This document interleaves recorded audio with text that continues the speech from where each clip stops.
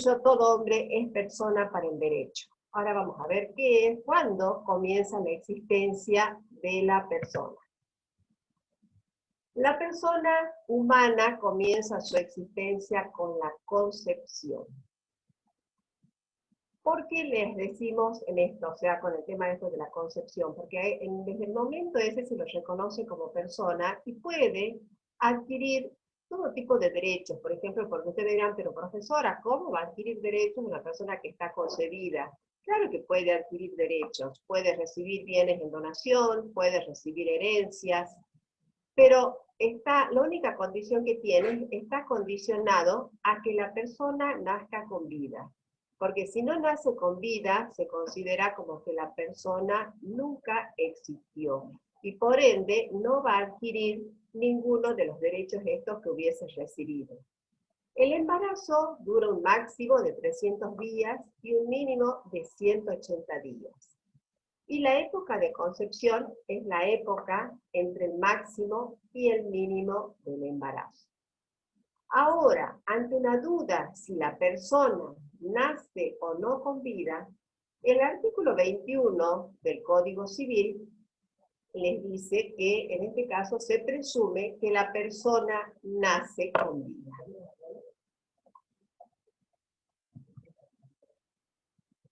Ahora vamos a ver el otro punto que tiene en el programa, que son los llamados derechos personalísimos. Los derechos personalísimos son derechos subjetivos esenciales que pertenecen a la persona humana por su sola condición humana. Estos derechos, su fin es la de proteger la personalidad humana en sus distintos aspectos, tanto espirituales como físicos. Ya les voy a explicar qué significa eso.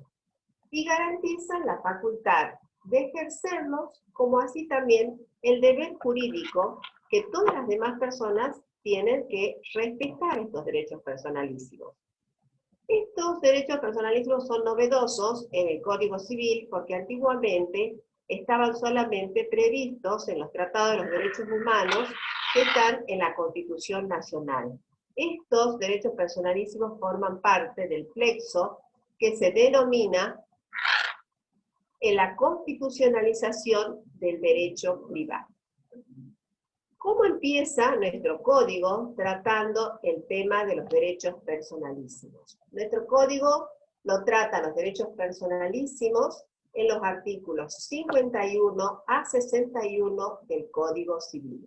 Empezamos con el artículo 51, que es atinente a la inviolabilidad de la persona humana y el reconocimiento y respeto de su dignidad en cuanto a su existencia, autonomía, individualidad. Siguiendo con el artículo siguiente, ¿qué es lo que dice? Que cuando se produce alguno de estos derechos personalísimos se ven afectados, la parte tiene derecho a reclamar ya sea la prevención del daño o si se ha producido el daño, puede solicitar la reparación. ¿Y qué derechos en este caso enumera? Acá está hablando más de los derechos que están vinculados al espíritu, como el derecho a la intimidad. ¿Qué es esto del derecho a la intimidad? Es el derecho que tiene toda persona de gozar de una vida privada, no solamente ella, sino también su familia.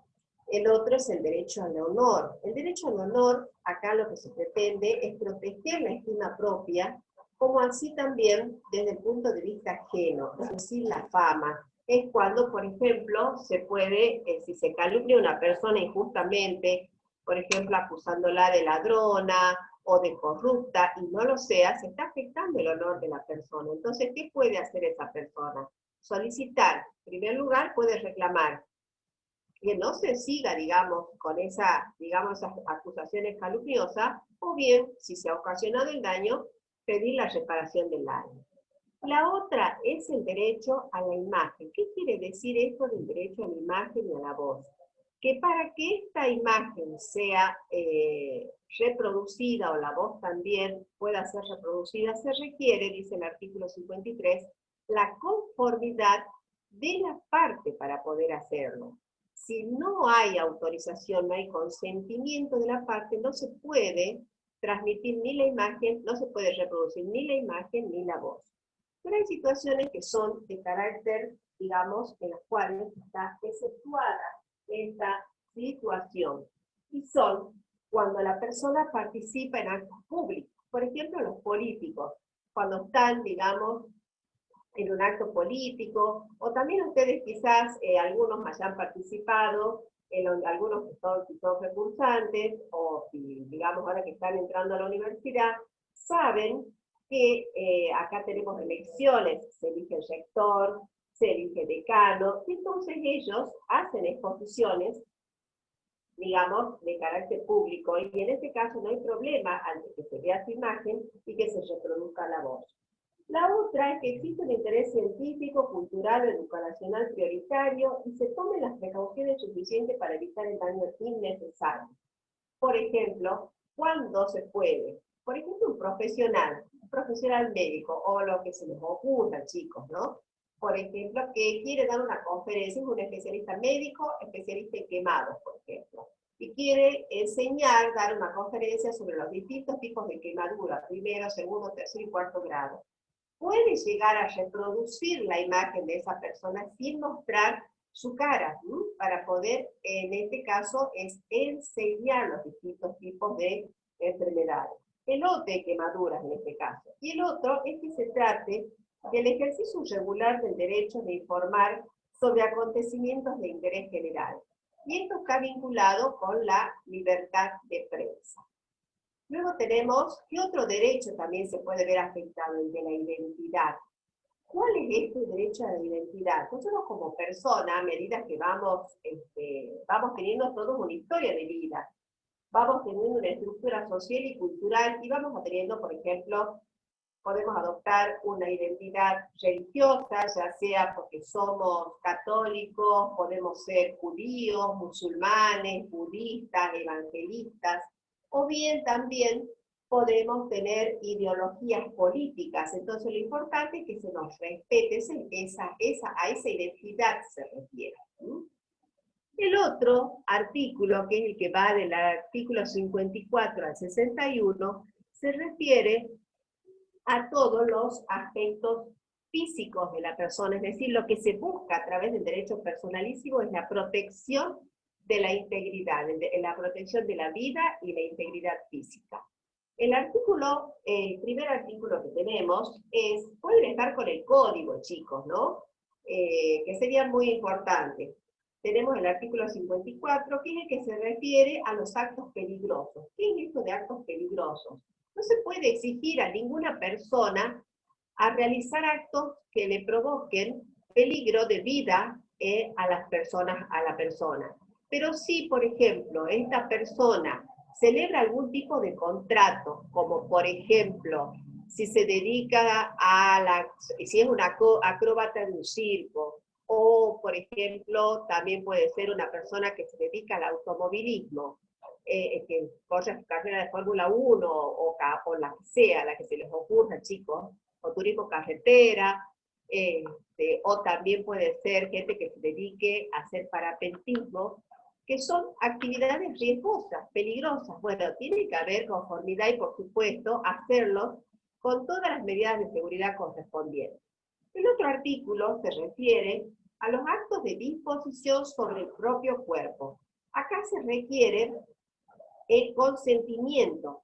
Lo que sí está prohibido es que en el acto de disposición sobre el propio cuerpo, lo que no se tiene que hacer es disponer del propio cuerpo dañándolo a uno mismo porque quiere. Si a mí se me ocurre, porque estoy, no sé, si me levanté medio mal hoy en la mañana y se me ocurre cortarme un dedo, bueno, no estoy disponiendo como debe ser de mi cuerpo. De la única manera que puedo disponer de mi cuerpo, si supongamos, se los digo el ejemplo porque quizás algunos de ustedes lo conocen, yo también lo tengo de cerca.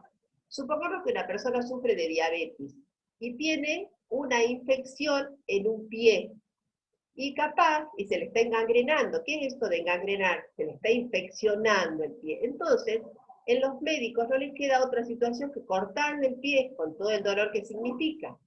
pero se los cortan no para perjudicar a la persona, sino para evitar un mayor perjuicio. Luego tenemos que también pueden donar sus propios órganos, como por ejemplo pueden donar en vida un riñón. Pero para poder donar un riñón, tampoco es porque sí nomás, porque la necesite alguien, yo lo voy a donar. Por supuesto que se hacen estudios previos si este riñón que voy a donar es compatible entre el donante y el donatario. Caso contrario, no se puede hacer la donación correspondiente. El otro artículo es el que habla de las prácticas prohibidas, que están en el artículo 57. ¿A qué se refiere a esto de las prácticas prohibidas? Se refiere generalmente a lo que son las manipulaciones genéticas que se hacen con los embriones, pretendiendo, digamos, buscar una perfección en la descendencia de los seres humanos, como por ejemplo, que quieran que se perfeccionen, por ejemplo, que se traten de deportistas exitosos, como puede ser, supongamos, en lo mejor del básquet, como por ejemplo Manu Ginóbili, o en lo mejor del fútbol, como puede suceder como con Messi, con Maradona. O quieran que toda la gente sea de raza blanca o de raza oscura. Eso está prohibido. Ahora, tenemos en el otro artículo, en el artículo 58, el atinente a la investigación de seres humanos. Sí se pueden realizar investigaciones en seres humanos, pero siempre se requiere la conformidad de la parte sobre el respecto de quién se va a hacer la investigación. Hoy, por ejemplo, están en investigaciones, nosotros ustedes saben, chicos, estamos en esta situación de tener clases virtuales a consecuencia de ¿qué? De la pandemia que estamos sufriendo del COVID-19. Entonces, ¿qué están haciendo los distintos científicos en el mundo? Están estudiando para encontrar la vacuna para evitar que, digamos, que se propague el virus del COVID-19 para que, digamos, todos quedemos inmunes a esta enfermedad. Y para eso se necesita hacer pruebas de esa vacuna. Gente que es voluntaria. En este caso, esta gente voluntaria tiene que prestar, en el caso de nuestro país, prestar la conformidad para hacer, digamos, las investigaciones correspondientes. La otra es el del consentimiento para actos... y otra cuestión que me olvidé de la investigación de seres humanos es que ante una eventualidad que esta investigación que se está haciendo me ocasione un perjuicio en mi salud, los médicos, ¿qué tienen que hacer? Me van a tener que solucionar ese tema y, por supuesto, la atención tiene que ser de carácter gratuito, como les dice, si mal no recuerdo, en el artículo, si se fijan, en el artículo 58, inciso I. La otra tenemos el consentimiento para actos médicos e investigaciones en la salud. Acá, esto hablamos del consentimiento informado. Cuando una persona tiene algún tipo de enfermedad, por ejemplo, que tengamos, estoy diciendo, tienen un cáncer o cualquier tipo de enfermedad, para poder hacer un tratamiento, los médicos nos tienen que explicar de qué se trata la enfermedad, qué, digamos, soluciones hay o qué tipo de curas se pueden dar a la enfermedad que tuviere. Y por ende, se va a producir una investigación en la salud mía para poder ver cuál va a ser el tratamiento más adecuado. Yo no soy médica, pero supongamos, en el caso de un cáncer de algún tipo, capaz que en algunos casos adopten los médicos hacer una quimioterapia, rayos, o directamente se va a cirugía. Todo eso tiene que ser con el consentimiento de la persona. Hay otra cuestión acá novedosa, que en caso de padecer una enfermedad irreversible, la persona tiene derecho a tener lo que se llama, la doctrina le llama la muerte digna. No es eutanasia, chicos, no. Sino muerte digna de qué. Si yo sé que sabe la persona que su situación es terminal y que por ende esa persona puede sufrir, va a sufrir, por ejemplo, porque todo tratamiento médico es agresivo al cuerpo humano. Bueno, si no hay solución, la persona quizás se puede oponer a que se le sigan, digamos, haciendo investigaciones, se le sigan haciendo tratamientos, y puede pedir en esos casos, por ejemplo, en caso de padecer, les dice el inciso G, una enfermedad irreversible o incurable, o cuando se encuentre en estado terminal, es decir, cuando ya está en estado de fallecer o haya sufrido lesiones, que lo coloquen en igual situación, tiene derecho a rechazar procedimientos quirúrgicos, de hidratación, de alimentación. Hay algunos casos que, por ejemplo, quieren hacer una traqueotomía y quizás la parte se oponga a esta circunstancia. Luego tenemos directivas médicas anticipadas. ¿Qué es esto de directivas médicas anticipadas? La persona, hoy, siendo plenamente capaz, puede dejar instrucciones para el supuesto caso que el día de mañana tuviera un tipo de enfermedad, como por ejemplo un Alzheimer, o ante la eventualidad que le dé un ACV, del cual nadie está exento. Entonces va a dejar las directivas médicas cómo quiere ser tratado, si quiere que, digamos, su recuperación sea en la casa, o si su recuperación quiere que sea en un geriátrico especializado, y a su vez también puede con antelación designar su representante legal ante una eventualidad que él no se quede incapacitado de forma total. Entonces puede designar su curador. Y luego, por último, tenemos el artículo 61 dentro de los derechos personalísimos, que es el derecho al tema a las exequias. ¿Qué quiere decir esto? Que la persona que está siendo plenamente capaz puede disponer el modo que quiere que se hagan sus exequias, tiene derecho a decidir si quiere que le hagan sepelio o no le hagan sepelio, si el sepelio se haga en las salas velatorias o se haga en la casa, tiene derecho también a elegir si la persona va a ser cremada. Por supuesto, los descendientes tienen la obligación de acatar la voluntad del, digamos, de la persona que fallecida, conforme a la voluntad que ha dejado en vida. Bien, ahora, habiendo tratado estos derechos personalísimos, que hay algunos autores que dicen que se trataría de atributos de la persona, pero en realidad no son atributos a mi criterio, sino que son derechos que son innatos en la persona. Bien, ahora sí vamos a ver distintos atributos que tiene la persona. ¿Qué son? Son cualidades esenciales de la personalidad. En eso tenemos la capacidad, el nombre, el domicilio, el estado civil. Cuando hablamos del estado civil nos referimos a la posición jurídica que ocupan dentro de la sociedad, ya sea dentro del seno de una familia, que puede ocupar la calidad de padre, la calidad de hijo, o pueden ocupar dentro de la vida civil la calidad digamos, puede ser soltero, casado, viudo, divorciado. Vamos a empezar, vamos a ver qué caracteres tienen estos atributos. Estos atributos son innatos, ¿por qué? Porque el hecho del nacimiento con vida hace adquirir plenitud. Son necesarios, ¿por qué son necesarios? Porque ninguna persona puede prescindir de ellos. Son inalienables porque no se pueden comprar ni vender. Yo no puedo vender mi nombre, chicos. El nombre personal de cada uno de nosotros no es vendible. El domicilio que tengo tampoco va a ser vendible. Son imprescriptibles. ¿Qué quiere decir? Que no se pueden adquirir por el transcurso del tiempo. Son vitalicios. ¿Por qué? Porque duran toda la vida de la persona. Son absolutos, porque son erga omnes. Y son únicos, porque tengo uno de cada tipo. No tengo dos nombres. Mi nombre es María Graciela Gómez. No me llamo a la vez María Celeste Pérez. Tengo un solo nombre. Luego tenemos, vamos a pasar al siguiente, vamos a empezar a tratar el tema de la capacidad. ¿Qué es la capacidad? Yo se los voy a definir desde los dos puntos de vista. ¿Qué es la aptitud de la persona para ser titular de derechos y deberes jurídicos, por una parte, y por otro, la aptitud para ejercer por sí mismo los derechos o el cumplimiento de los deberes? En cuanto a capacidad de derecho, se refiere a la aptitud para ser titular de derechos o de un deber jurídico. Por supuesto que la ley puede limitar ese derecho, pero no nos puede privar. ¿Por qué? Porque si se nos priva, tendríamos una muerte civil, y no es así, ¿me entiendes? Porque si no, no existiríamos, no podríamos ejercer ningún derecho. No ejercer, sino no podríamos ser titulares de ningún derecho, y no es así.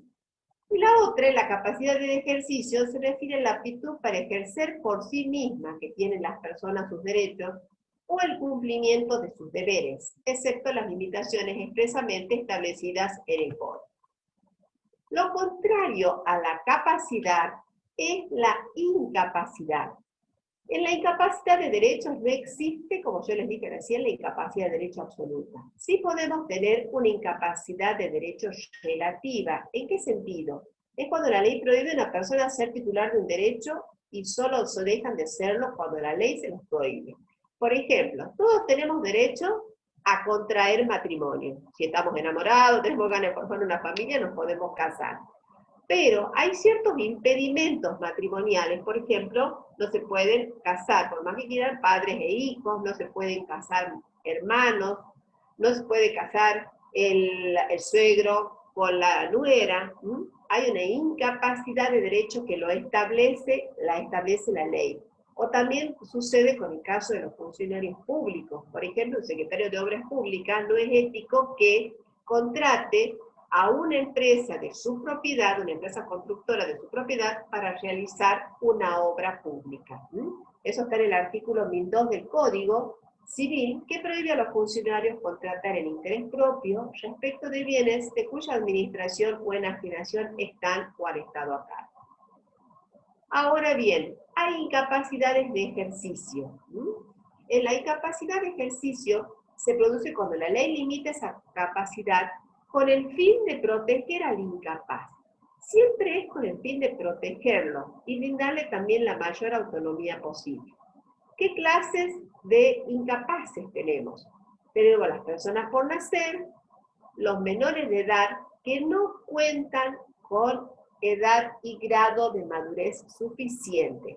Estos chicos, grábenselo porque esto es novedoso, esta cuestión, que no cuentan con edad y grado de madurez suficiente. ¿Por qué? Porque el código reconoce lo que se llama la capacidad progresiva. ¿Qué quiere decir esto? Es un proceso gradual por el cual las personas menores de edad pueden ir ejerciendo derechos por sí mismas de acuerdo a su edad y grado de madurez. Y la otra es las personas declaradas incapaz por sentencia judicial, pero en la extensión dispuesta en esa decisión. Quiero que presten mucha atención, les voy a explicar todos, pero después cuando lleguemos a la parte de la persona declarada incapaz, presten atención porque ahí donde he visto que han cometido algunos errores, sobre todo en el práctico que han hecho el año pasado, han hecho en los primeros meses de este año. Vamos a ver, ahora vamos a empezar a tratar primero los menores de edad. En los menores de edad, ¿quién es? Es la persona que no ha cumplido los 18 años. Y el adolescente, acá también, distingue el código la figura del adolescente, que es un menor de edad, pero es el menor que cumplió 13 años de edad. ¿Por qué lo voy a distinguir al adolescente? Porque ya van a ver enseguida que van a tener derechos a realizar tienen derecho a cuestiones vinculadas a su propio cuerpo. Vamos a ver primero los ejercicios de los derechos de los menores de edad. Esto está vinculado, como les dije, con la capacidad progresiva de menores que le acabo de explicar. Hay menores de edad que no cuentan con edad y grado de madurez suficiente. Por ejemplo, un niñito de 1 año, 2 años, 3 años, no tiene, digamos, madurez para actuar. Entonces, ¿cómo lo hacen? A través de sus representantes legales. Y ustedes me dirán, ¿para qué necesita? Bueno, son los padres los representantes legales. Porque, por ejemplo, quizás tienen bienes recibidos en herencia, que son de propiedad de esos menores. Bueno, esa administración y disposición de los bienes está a cargo de los representantes legales. Después tenemos los menores de edad que cuentan con edad y grado de madurez suficiente. Estos chicos pueden ejercer por sí mismos actos que les están permitidos por la ley. Por ejemplo, pueden celebrar pequeños contratos. ¿Cómo cuáles, me dirán, profesora, pequeños contratos? Por ejemplo, pueden comprar golosinas en algún kiosco, pueden comprar entradas. Ahora, bueno, ustedes saben que no podemos ir al cine, pero cuando en las épocas que se puede ir, digamos, se ha podido ir, los menores también pueden comprar entradas para ir a ver películas que por supuesto les están permitidas. También pueden celebrar contrato de transporte, y ustedes me dirán, ¿qué es contrato de transporte, profesora? Por ejemplo, cuando los niñitos van a la escuela, suben a los ómnibus de Saeta con la tarjetita que la pasan, bueno, están celebrando un contrato de transporte para trasladarse a su domicilio, al establecimiento escolar, y luego desde el establecimiento escolar a su casa. También tenemos que casos de menores de edad en conflicto con sus representantes legales. Por supuesto que no va a ser cualquier conflicto, porque supongamos, si los padres le ponen, digamos, algún orden o les piden respeto, siempre que no sea abusivo, los hijos también, por supuesto, deben obedecer. Pero cuando hay situaciones abusivas o tienen que tomar decisiones, los menores pueden, en caso de conflicto con sus representantes legales, y teniendo una asistencia letrada, pueden ser oídos en un proceso judicial. Por ejemplo, si están sufriendo algún abuso o una situación, digamos, de violencia. Y ustedes me dirán, ¿cómo puede ser que un niñito de 3 años pueda ser oído?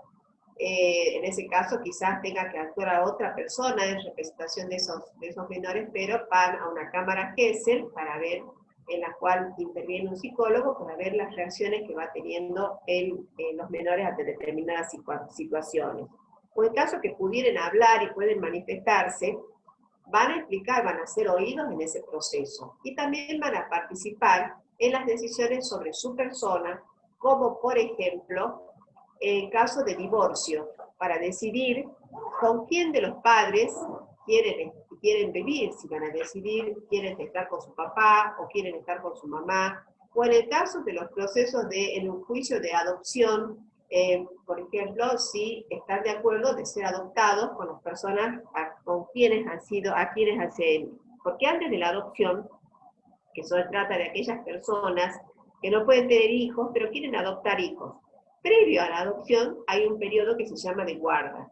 ¿Qué pasa? A través de este periodo de guarda, se da en guarda a los menores para ver si realmente se llevan bien con estos futuros padres adoptantes. Ante una eventualidad que no fuere así, ellos también pueden participar, estos menores, y ser oídos por el juez de familia sobre las decisiones para saber si realmente este menor quiere o no ser adoptado por esa familia.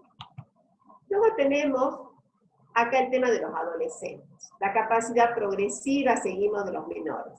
Vamos a distinguir menores, son adolescentes entre 13 y 16 años, y vamos a tener tratamientos no invasivos y tratamientos invasivos a la salud de la persona.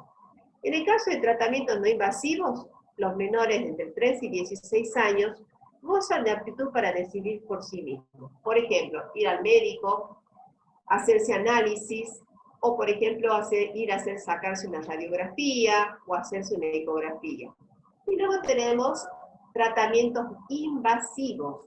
En este caso de tratamientos invasivos a la salud, como puede ser necesaria realizar una cirugía, en este caso el adolescente tiene que prestar consentimiento con asistencia de los progenitores. O por ejemplo, también es un tratamiento invasivo ponerse, por ejemplo, hacerse tatuajes, ponerse un piercing. ¿Por qué? Porque pueden haber daños a la salud. Si no están bien realizados, quizá de que lo tiene, sabe que se pueden provocar infecciones. Entonces, que le puede ocasionar perjuicio. Entonces, en ese caso, sí lo pueden hacer con la asistencia del menor, por supuesto, con el consentimiento del menor, pero asistido por sus progenitores. En cambio, cuando el adolescente ya tiene, a partir de los 16 años, es considerado adulto para decidir sobre su propio cuerpo. No hay necesidad ni siquiera de pedir la asistencia de los progenitores. Yo tengo mi opinión personal sobre eso, es decir, yo entiendo que todavía tienen una cierta inmadurez para eso, pero bueno, tengo que respetar, por supuesto, lo que está dispuesto en el Código Civil. Luego tenemos los menores de edad con título profesional habilitante. Y usted dirá, ¿pero cómo? Para tener título profesional habilitante un menor de edad. Bueno, hay adolescentes que durante la etapa de la secundaria estudian algún tipo de profesión, como puede ser chef, o algún tipo de oficio, algo vinculado, por ejemplo, alguna tecnicatura vinculada a informática. Hoy por hoy ustedes, los jóvenes, manejan la tecnología, digamos, la tienen al día, mucho más que nosotros.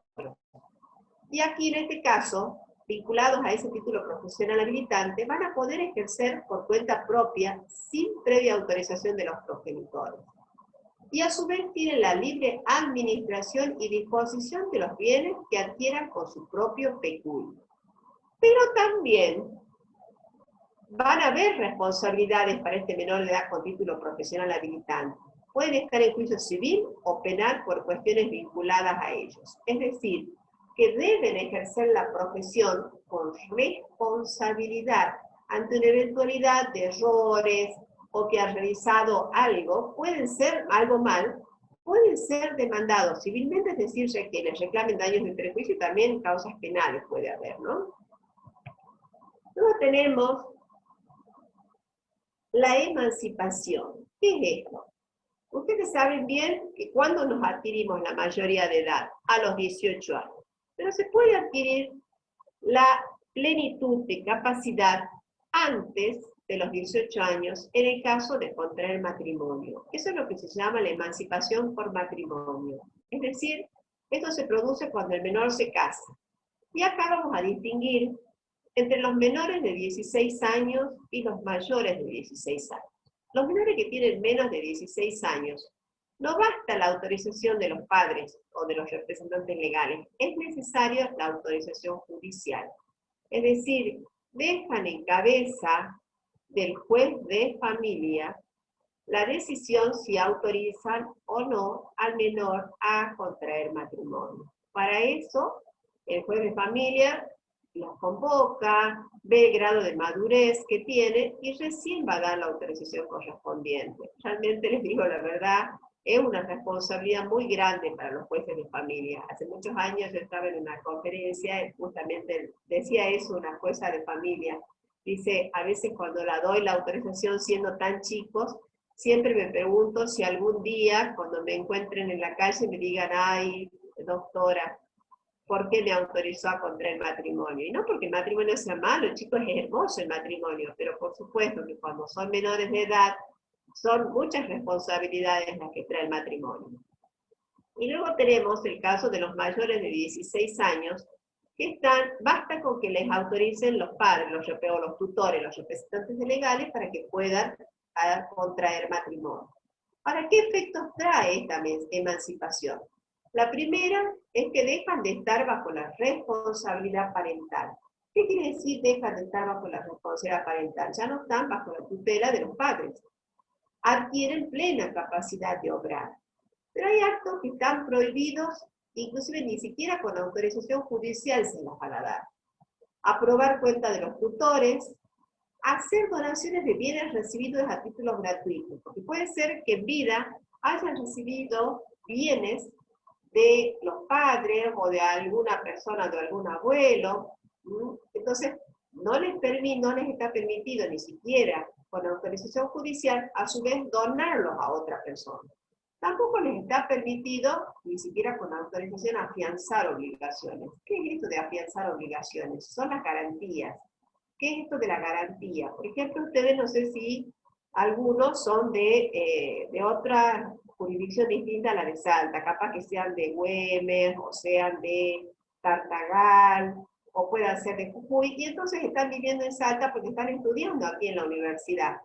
¿Qué hacen los padres de ustedes? Les buscan un inmueble o una habitación donde vivir y celebran un contrato de locación para que, en este caso del contrato de locación, se les pone, digamos, se exige una garantía.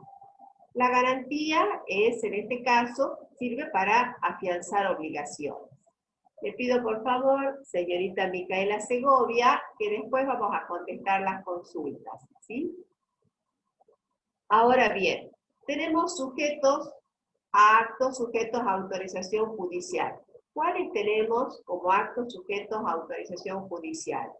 Disponer de los bienes recibidos a título gratuito, en este caso el juez autoriza si es necesario o ventajoso. Por ejemplo, uno está muy enamorado, entonces por ahí viene mi compañero, bueno, yo he recibido un inmueble donde está sentado el hogar conyugal, y resulta que mi esposo me dice, dale, ¿qué te parece? Lo vendamos para poder poner un negocio. ¿Y qué tal que ese negocio realmente no funcione? Si no funciona, después nos quedamos sin la casa, se quedan sin el negocio, ¿y a dónde van a vivir? ¿Me entienden? Entonces, en este caso, el juez va a autorizar esta disposición de los bienes recibidos a título gratuito si resulta necesario o ventajoso. Luego también es que esta emancipación subsiste para el cónyuge de buena fe si el matrimonio se anula. Ahora vamos a ver, bueno, ya saben, ya se los dije, la mayoría de edad, lo saben todos, lo sabemos todos, recién se adquiere a los 18 años de edad. Ahora vamos a ver la otra figura esta, de la capacidad restringida e incapacidad. Acá vamos a tener, ¿qué quiere decir esto? Que el juez va a limitar la capacidad de ejercicio si la persona tiene más de 13 años y que sufre algún tipo de alteración mental o alguna adicción, es decir, tiene algún tipo de discapacidad y corre el peligro de causar daño a sí mismo o a sus bienes. En este caso, según el padecimiento que tuviera la enfermedad, la persona, el juez va a declarar, conforme lo dice el artículo 32 del Código Civil, si ustedes lo tienen ahí en la mano, el artículo 32, vayan siguiéndolo, ahí les dice claramente que el juez va a declarar, puede restringir la capacidad de la persona para determinados actos. Esta es la regla, chicos, quiero que lo tengan claro. Al día de hoy el código dice que lo que se hace, la regla es que las personas se declaran, se las declara el juez, las declara con capacidad restringida para determinados actos a través de una sentencia judicial y se les designa apoyos, es decir, que la persona no pierde su capacidad, sino que se las restringe para determinadas situaciones porque quizás no comprende los actos que está por realizar.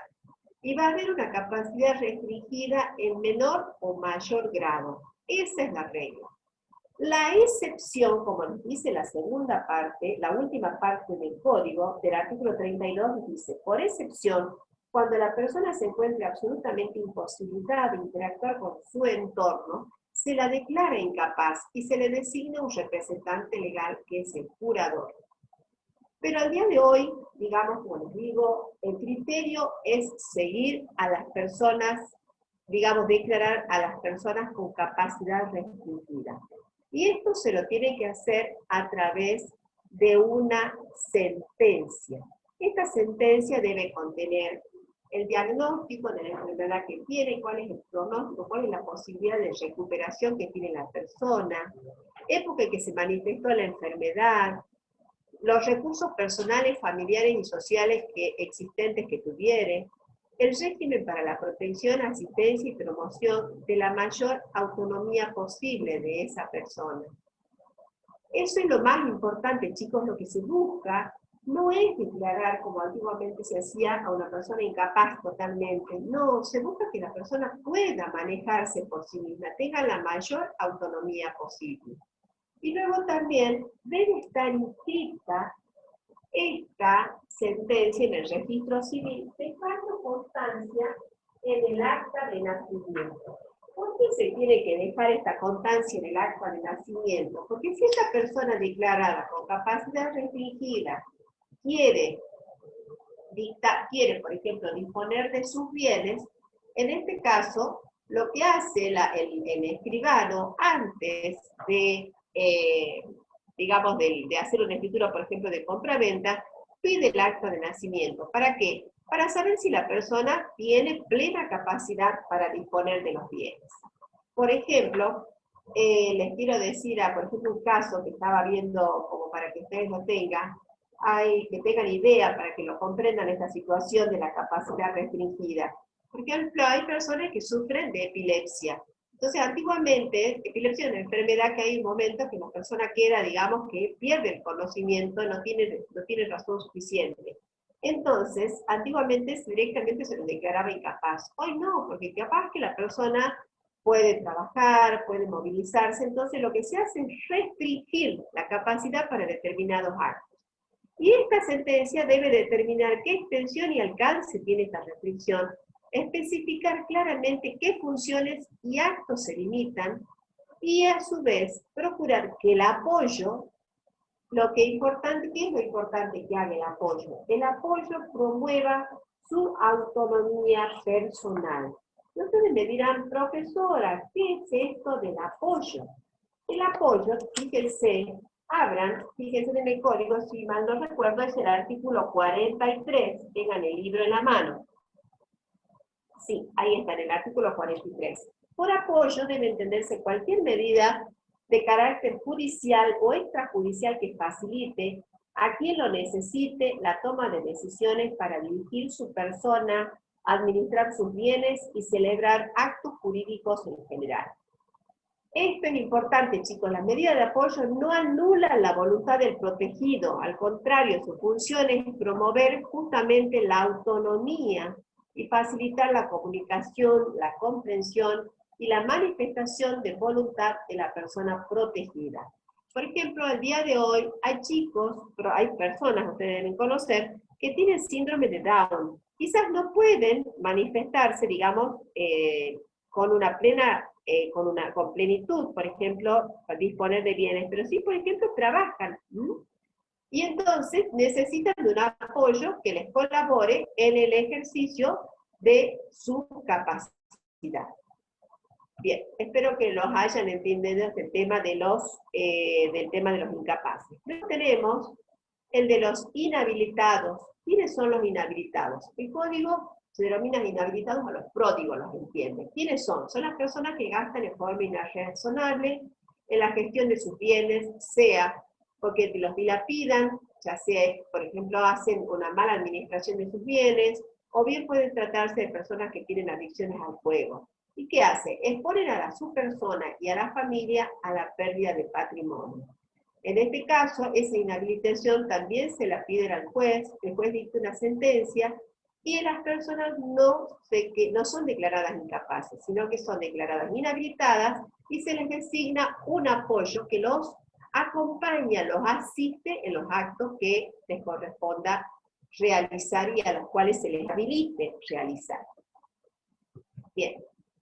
Ahora, otro tema que vamos a ver es el tema de la representación de los incapaces, que un poco ya lo veníamos viendo.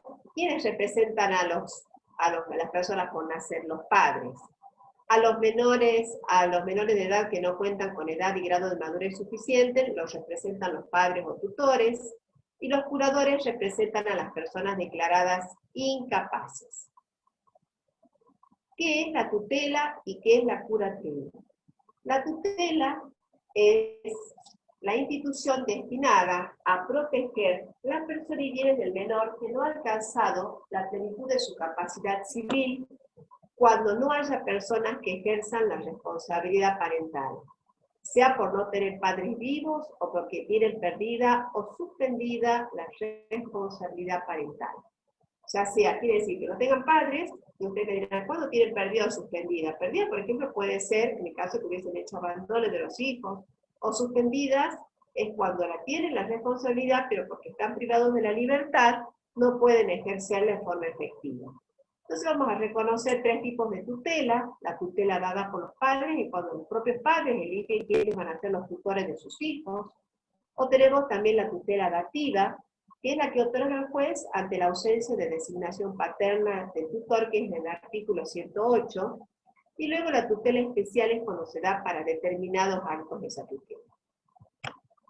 Ahora tenemos la curatela, que, como les dije recién, esta figura actualmente es para casos excepcionales de una incapacidad absoluta, que ya directamente, digamos, la persona no puede actuar por sí misma. O en aquel caso que yo les decía, cuando la persona plenamente capaz prevé para su futuro, ante una eventual incapacidad, quiénes van a ser sus curadores. En este caso es la institución destinada a proteger a la persona y bienes del que ha sido declarado judicialmente incapaz y que está fundamentalmente orientada a que la persona protegida recupere su salud. En este caso, de curadores tenemos la persona haya designado su propio, digamos, el curador haya sido elegido por el propio protegido y que esté aprobada por el juez. La otra es la curatela dativa, en el caso que los padres eligen el curador y los apoyos y deben ser aprobadas por el juez. Y a falta de estos dos, es el juez el que va a nombrar el curador al cónyuge, o al conviviente, o a los hijos, o a los hermanos del incapaz. Ahora vamos a ver otro de los atributos. Los que nos quedan ahora son el del nombre y el del domicilio. El nombre, ¿para qué sirve el nombre? Sirve para individualizar a cada persona dentro de la sociedad. Está compuesto del prenombre y del apellido. El prenombre, o llamado nombre de pila, que es el que sirve para identificar a la persona dentro de la familia. En tanto que el apellido sirve para individualizar al grupo familiar de la persona. El prenombre, por ejemplo, en el caso mío, yo me llamo María Graciela. Quizás alguno de ustedes puede llamarse Pedro, o Juan Miguel, o Lucas. Ese sería el prenombre o nombre de pila. Ahora vamos a ver el tema del apellido. ¿Cómo lo adquiero el apellido? El apellido se puede adquirir en forma originaria o forma derivada. Originaria, a través de la afiliación matrimonial, va a llevar el nombre, el apellido, ya sea del padre o de la madre, o de los dos. O en el caso de la afiliación extramatrimonial, o en el caso de los que no sean por hijos de un matrimonio, puede ser por uno solo de ellos que lo haya reconocido, o bien después también puede llevar el apellido de ambos progenitores. La afiliación por adopción plena o simple, en este caso llevan la adopción, el apellido de los padres adoptantes, y en el caso de la adopción simple, puede mantener el apellido de la familia de origen y adicionarse, por supuesto, el apellido de los padres adoptantes. En el caso de menores de edad sin filiación reconocida, en este caso llevan un apellido que venían usando, o bien la autoridad del registro civil le otorga un apellido común a la persona, pero todas las personas tienen que tener un apellido. Y luego tenemos la adquisición del apellido derivada. ¿Qué quiere decir esto de la derivada? Se adquiere a raíz del cambio de estado civil, sea por un casamiento, viudez o divorcio. En el caso de casamiento, puedo, si quiero, llevar el apellido o no de mi cónyuge, agregando la preposición de o no poniéndola. O en el caso de viudez, puedo seguir usando el apellido de mi ex marido, en el caso de que hubiese quedado viuda, siempre que no contraiga nuevas nupcias.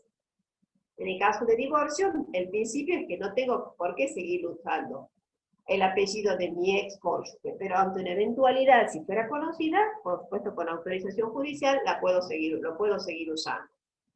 Luego tenemos otras figuras que tenemos en este caso, el sobrenombre. ¿Qué es el sobrenombre? Es la designación con la cual se conoce a una persona dentro del círculo de sus amigos, de su familia.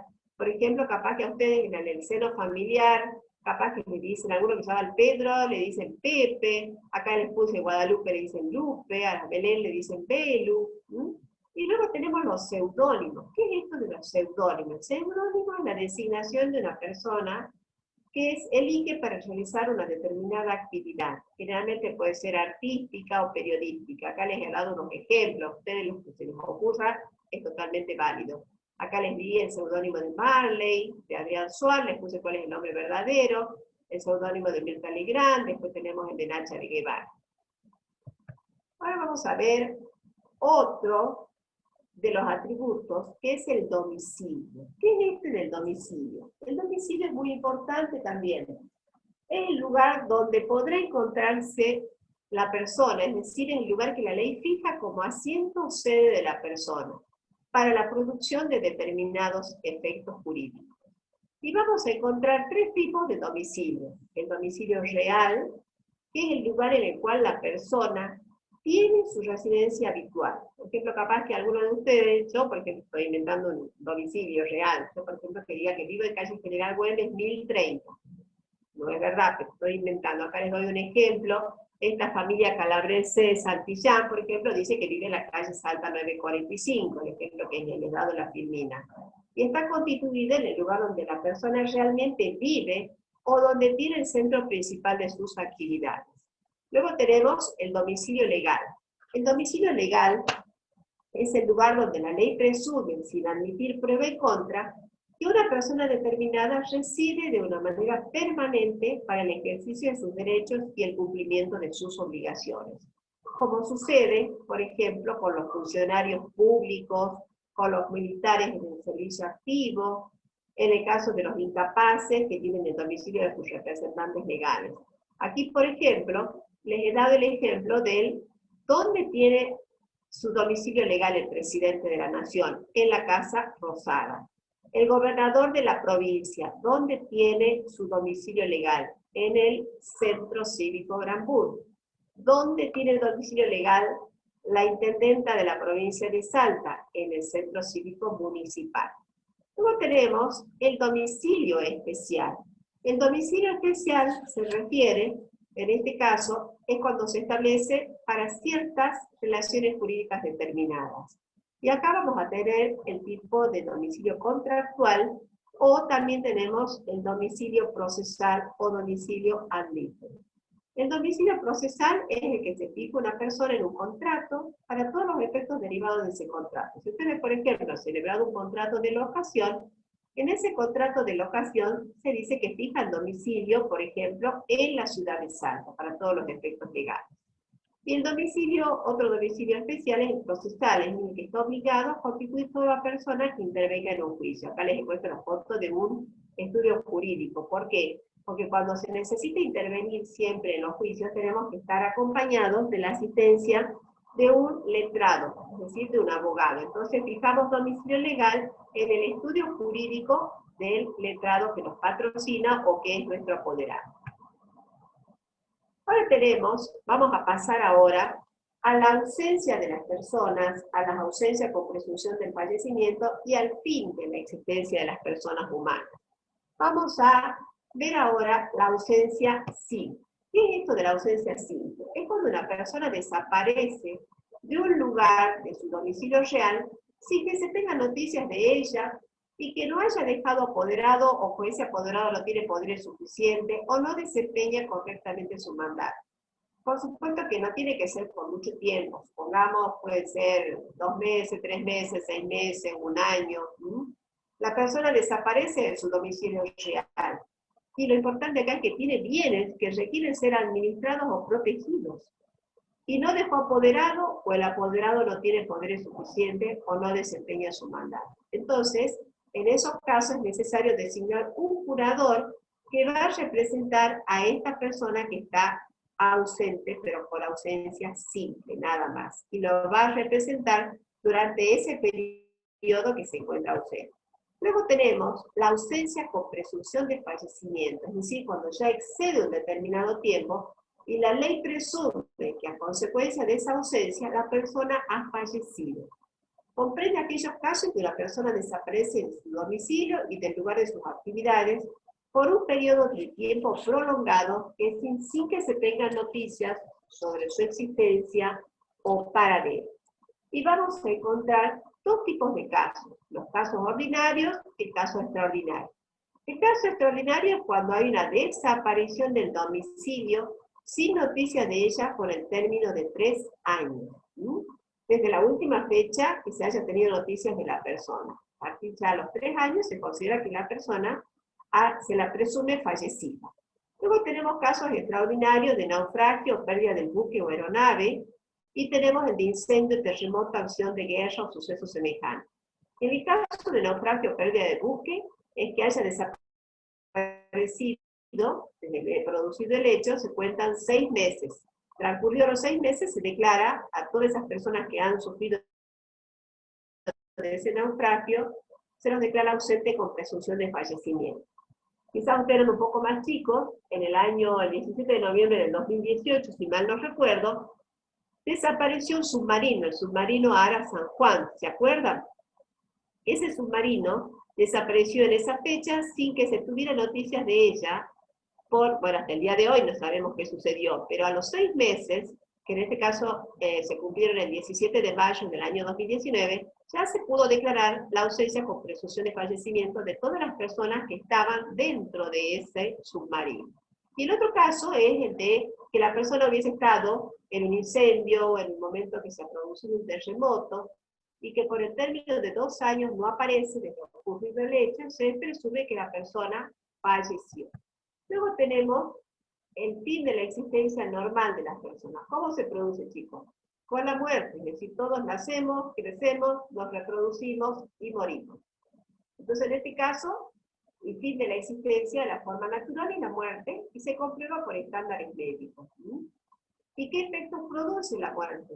Disuelve el matrimonio, y se produce la apertura de la sucesión del causante y la transmisión de los derechos hereditarios. Este tema de la apertura de la sucesión del causante y la transmisión de los derechos hereditarios las vamos a estudiar con mayor profundidad en la bolilla 12, en la última bolilla. Y por último tenemos la figura esta de la conmoriencia. ¿Qué es esto de la conmoriencia? La conmoriencia sucede cuando hay personas que mueren en un desastre común sin que pueda saberse cuál de ellas murió primero. En ese caso se presume que todas han fallecido al mismo tiempo y por lo tanto no hay transmisión de derechos entre ellas. Bueno, con esto hemos terminado la exposición de la bolilla de la unidad 3. Espero que lo hayan comprendido. Vamos a hacer un descansito de 1 minuto. Cualquier consulta las vamos a hacer al final de la clase.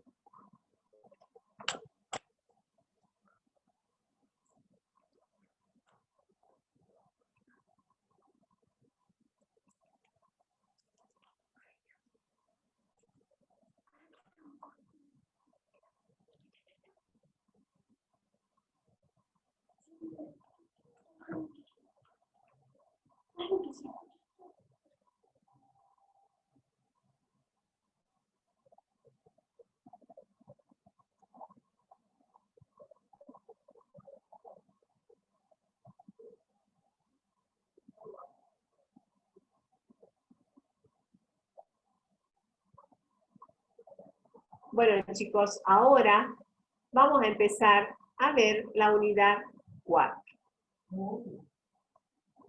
En la unidad 4, antes que empecemos con la unidad 4, chicos, lo que les quiero decir, yo también estoy haciendo un pequeño descansito, porque bueno, es humano que todos nos cansemos, también ustedes están fijando la vista permanentemente, que hagan todas las consultas que quieran a través del chat. Y si, como les dije hace rato, no pudieron contestarles, porque no nos alcanza el tiempo, a través de la plataforma también vamos a ir tomando en cuenta las preguntas que han hecho y se las puedo ir contestando sin ningún inconveniente. Ahora vamos a ver la unidad 4. ¿De qué se trata esta unidad 4? Vamos a analizar, hace rato en la bolilla, en la unidad 3, hemos visto todo lo atinente a la persona humana. Ahora vamos a ver que los hombres, todos en general, vivimos, bien, como hemos dicho, ya también se lo dijo la profesora en la unidad 1, que el hombre vive en sociedad, no vive solo. Entonces, nos lleva a interactuar con otras personas. En este caso, ya sea realizando todo tipo de actividades, como por ejemplo actividades deportivas, actividades intelectuales, actividades políticas, religiosas. Y entonces, ¿qué pasa? Todos los seres humanos somos sociables. Entonces, y hay veces que hay ciertas actividades para las cuales necesitamos asociarnos con otras personas. Entonces, la misma Constitución Nacional prevé el derecho de asociación en el artículo 14. Entonces, esto lo, digamos, a esta situación de nosotros los hombres de querer vivir en comunidad o realizar actividades en grupo, ha permitido crear la figura de las personas jurídicas. ¿Qué son las personas jurídicas? Las personas jurídicas no las vemos, no las podemos tocar, no es como nosotros las personas humanas que somos tangibles, pero las personas jurídicas existen. Son todos los entes a los cuales el ordenamiento jurídico les confiere la aptitud para adquirir derechos y contraer obligaciones para el cumplimiento de su objeto y los fines de su creación. ¿Mm? Esos son las personas jurídicas. ¿Mm? Ténganlo clarito esto, porque acá, cuando hablemos del cumplimiento de su objeto y fines de su creación, vamos a ver el tema vinculado a la capacidad. Chicos, antes que siga, me olvidé de decirles que yo les subí, en el día de ayer, o antes de ayer, no me recuerdo, dos estatutos, un estatuto de fundación y un estatuto, modelo de estatuto de una asociación civil. Esta vez no les voy a pedir que las completen como un trabajo práctico, sino que los tengan para estudiar y comprender la parte teórica de esta unidad de personas jurídicas, porque por ahí les cuesta estudiarla y tanta teoría no la logran comprender. En cambio, si ustedes ven el estatuto, estudien con el estatuto en la mano, van a ver que está todo lo que yo les voy a ir explicando ahora en forma general para todas las personas jurídicas, y después vamos a ver en particular ya cada uno de estos modelitos que tienen. Pero lo que tienen que tener en claro es eso, que tengan en la mano los dos estatutos para poder ir llevando la clase. ¿Cuándo comienza la existencia? El artículo 142 dice que el Código sienta el principio de la libre constitución, es decir, que todas las personas podemos constituir una persona jurídica, y nacen desde el acto constitutivo, salvo que la ley imponga un requerimiento especial, como por ejemplo pasa en algunas sociedades comerciales, o en este caso que vamos a estudiar en esta materia, que vamos a estudiar las asociaciones civiles, que requieren la autorización estatal para funcionar con su correspondiente registración. Y en los casos, acá les dice, en el caso que se requiere la autorización estatal, la persona jurídica no puede funcionar antes de obtenerla. Ahora vamos a ver que estas personas jurídicas tienen una personalidad diferenciada de sus miembros. Acá les dice, tienen una personalidad propia diferente a la de sus miembros. Porque tienen un patrimonio propio y a consecuencia de tener una personalidad propia y un patrimonio propio, van a responder por sus obligaciones. Así como nosotros como personas físicas contraemos obligaciones, en este caso una persona jurídica, como por ejemplo una asociación civil, puede contraer obligaciones y va a responder ella misma por su patrimonio. Pero tenemos una figura que el código, el artículo, mejor dicho, está previsto en el programa y también está previsto en el código, que es la inoponibilidad de la persona jurídica. ¿Qué quiere decir esto? Esta persona jurídica, yo les dije recién, está conformada por personas, ¿sí? Y a su vez tiene administradores que la dirigen. ¿Qué pasa? ¿Qué es esto de la inoponibilidad? Significa que cuando una persona jurídica es usada por estos miembros o administradores con un fin distinto al otorgado por el legislador, en este caso, con la intención de violar la ley, el orden público o defraudar a terceros, es lícito, les dice, desestimar su personalidad. ¿Qué quiere decir desestimar su personalidad? Es como desvestirla a esta persona jurídica y ver quiénes son los miembros que la componen, quiénes las administran. Queremos ver quiénes son las personas. Por ejemplo, de frente vemos que la persona jurídica, supongamos que sea la asociación civil Club Gimnasia y Tiro, pero quiero saber quiénes la conforman.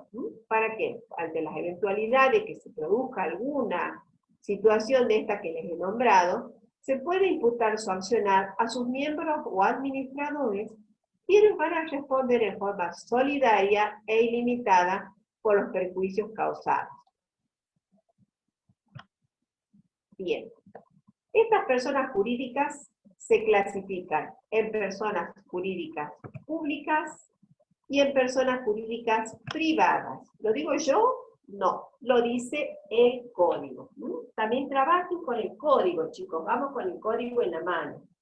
Estas personas jurídicas públicas a la vez se clasifican en, digamos, tenemos como personas jurídicas públicas, tenemos al Estado Nacional, las provincias, la Ciudad Autónoma de Buenos Aires, las entidades autárquicas como nuestra universidad, y demás organizaciones constituidas en la República a las que el ordenamiento jurídico les atribuye ese carácter, como pueden ser los partidos políticos, las obras sociales. Luego tenemos las personas jurídicas, otras personas jurídicas públicas son los estados extranjeros, China, Japón, Bolivia, Paraguay, Estados Unidos, todos los estados extranjeros. También las organizaciones a las que el derecho internacional les reconozca personalidad jurídica y están constituidas en el extranjero, como por ejemplo la Organización de las Naciones Unidas, la Organización de los Estados Americanos, la Cruz Roja. Y también tenemos la Iglesia Católica. Les digo así Iglesia Católica porque ahora vamos a ver los otros puntos donde están comprendidos. Luego tenemos las personas jurídicas privadas, que es la que recién estábamos enunciando, y son las que nosotros vamos a estudiar en esta unidad. Pero a su vez, vamos a estudiar en general cuáles son los requisitos de las personas jurídicas privadas. Pero en particular vamos a estudiar nosotros a las asociaciones civiles, a las fundaciones y las simples asociaciones en esta unidad. Como personas jurídicas privadas tenemos las sociedades comerciales, tenemos las asociaciones civiles, tenemos las simples asociaciones, tenemos las fundaciones, tenemos a las iglesias y confesiones, comunidades o entidades religiosas de cualquier otro credo que no sea la Iglesia Católica, las mutuales, las cooperativas, el consorcio de propiedad horizontal y toda otra contemplada en disposiciones de este código o en otras leyes. Ahora vamos a ver todas las cuestiones que son de carácter general que comprenden a todas las personas jurídicas, como ser. Todas las personas jurídicas van a tener un objeto, tienen una duración, todas tienen patrimonio, tienen nombre, tienen domicilio. ¿Qué normas se les aplica a las personas jurídicas? En el caso de las personas jurídicas públicas se rigen por las leyes y ordenamientos de su constitución en cuanto a su reconocimiento, comienzo, capacidad, funcionamiento, organización y fin de la existencia. En tanto que las personas jurídicas privadas se rigen por las normas, en primer lugar, imperativas para cada tipo, ¿a dónde? Las tan imperativas en el Código Civil, por ejemplo, las tenemos a las asociaciones civiles, simples asociaciones, y tenemos las fundaciones. Las sociedades comerciales están, las normas que las rigen son las de la ley de sociedades, a las cooperativas las rigen la ley de cooperativas, a las mutuales está la ley de mutuales, pero nosotros vamos a estudiar, haciendo hincapié, solamente en estas tres que yo les dije. También se rigen las privadas por las normas derivadas de su acto constitutivo o estatuto, porque ese estatuto es como la ley misma para ese o esa organización. Por ejemplo, este modelo de fundación que yo les he traído, el modelo de estatuto de fundación, rige para esa fundación que se ha creado, se rigen por sus normas. Y tenemos después también normas supletorias. ¿Qué efectos tiene la persona jurídica? Un poco lo que ya veníamos diciendo, que las personas jurídicas es distinta de los miembros que la integran. Tiene nombre y domicilio propio, también carece de capacidad de ejercicio. ¿Por qué? Porque lo hacen a través de sus representantes. Luego, o sus administradores. Tienen la capacidad de derecho limitada. ¿A dónde está limitada? Está limitada al cumplimiento de su objeto y fin de su creación, tal como lo dice, en este caso, la definición del concepto que está en el artículo 141, que ya lo vimos. Luego tenemos, ¿qué atributos tiene la persona jurídica? Tiene nombre, tiene domicilio, tiene patrimonio y tiene capacidad. El nombre. El nombre, ¿qué quiere decir? Ya saben que sirve para identificar a la persona. En este caso, el nombre se elige libremente, debe contener veracidad y novedad y aptitud distintiva, debiendo diferenciarse de otros nombres de fantasías o marcas, a las cuales se agrega el aditamento de la forma jurídica adoptada. Por ejemplo, ustedes en el modelo de estatuto de fundación tienen en el artículo primero, pueden poner la fundación que se denomina fundación, por ejemplo, les estoy diciendo Fundación Jope, por ejemplo, que es una fundación de acá de la provincia de Salta. Luego tenemos, por ejemplo, en el modelo de estatuto de asociación civil, en el artículo primero dice la asociación que se denomina, por ejemplo, Asociación Salteña de Tenis, por ejemplo. Luego tenemos, lo importante es que este nombre no debe contener expresiones que sean contrarias a la ley o que puedan inducir a error sobre la clase u objeto de la persona jurídica. Y si se adopta en nombre de una persona humana, debe estar conforme con su uso. Por ejemplo, acá en Salta hay una sociedad comercial que se llama Horacio Pusetto Sociedad Anónima, que es la que se encarga de vender los automóviles de la marca Volkswagen. Lleva el nombre de su dueño, de una persona física, pero adicional a su nombre va lo de Sociedad Anónima. Luego tenemos el domicilio del artículo 152. Hemos dicho que es un atributo esencial porque sirve para ubicar a la persona, para producir todos sus efectos legales y donde va a desarrollar sus actividades. Tiene su domicilio, está establecido en los estatutos. Por ejemplo, acá les dice, en la primera parte, de caso de la asociación, tienen, a ver, que nos encuentra acá el domicilio. En la primera parte tenemos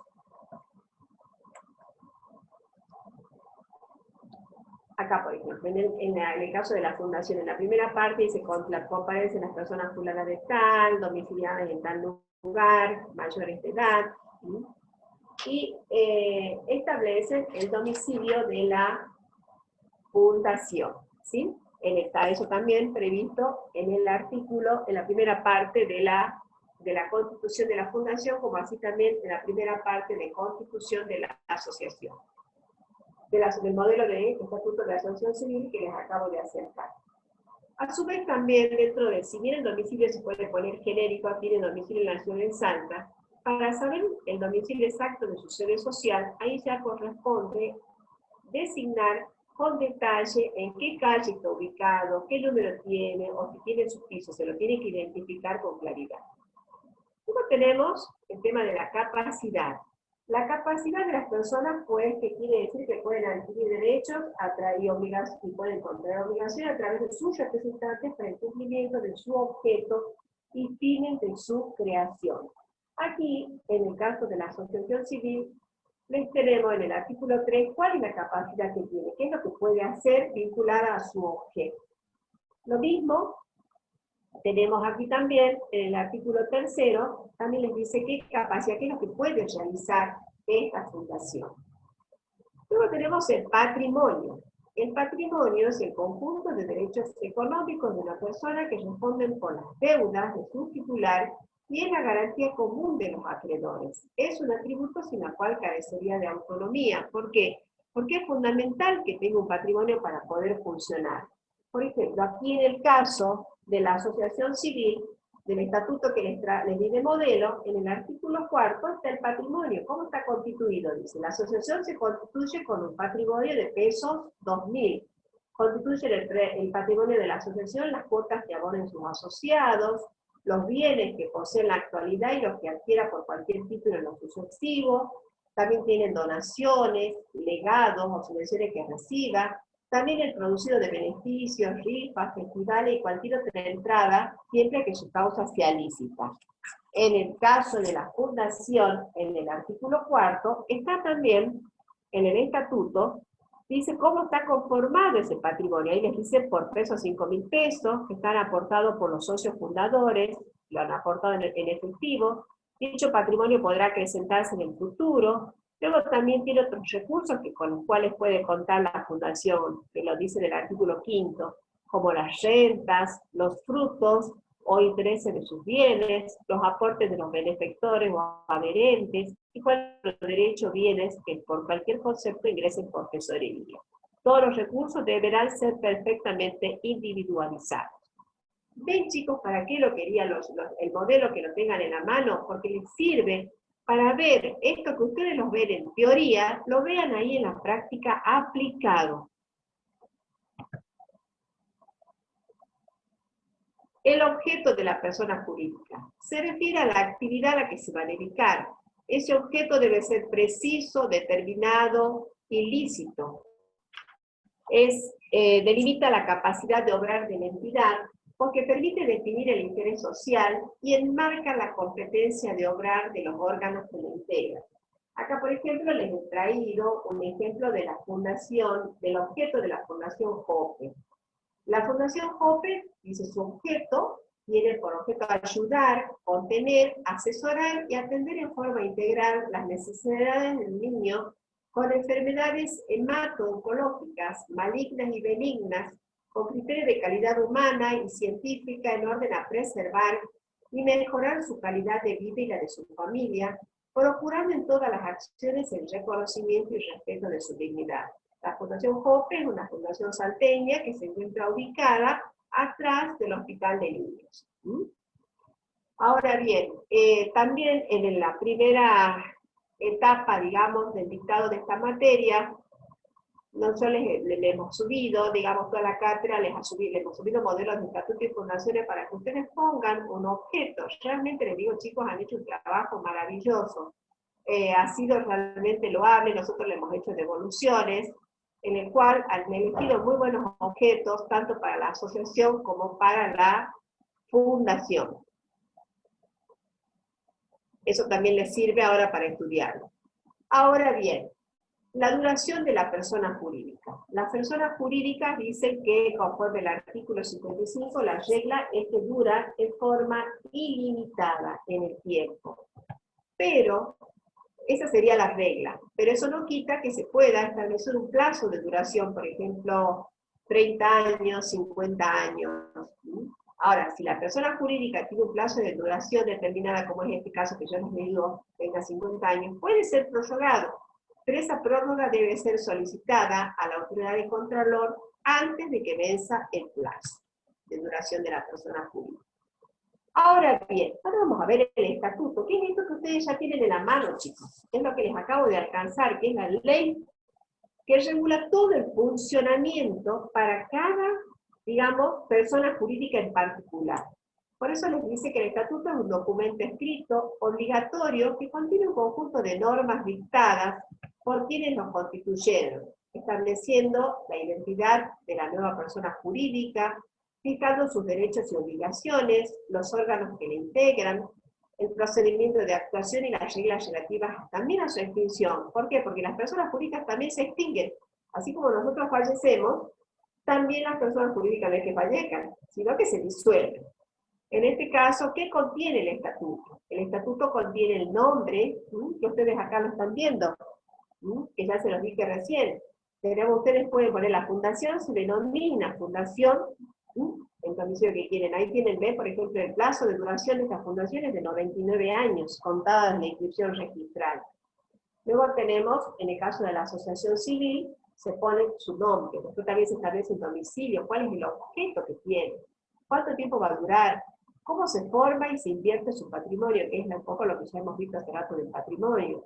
Vamos a ver cuál va a ser el destino de la asociación, de la fundación o de la cita asociación en caso de disolución. ¿Cuáles son sus órganos de administración? Aquí, en el caso de la asociación civil, tenemos todos los órganos de su digamos, de administración, lo tenemos a partir del artículo 16, cuando habla de comisión directiva, comisión revisora de cuentas, y avanzando, en los otros articulados también tenemos a las asambleas. ¿Sí?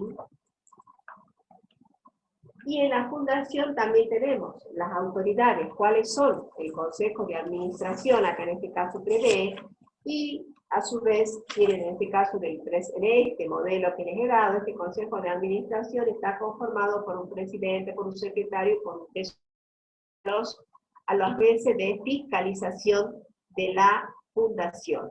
Luego está cómo está establecido cómo toman las decisiones, cómo votan, digamos, los asociados.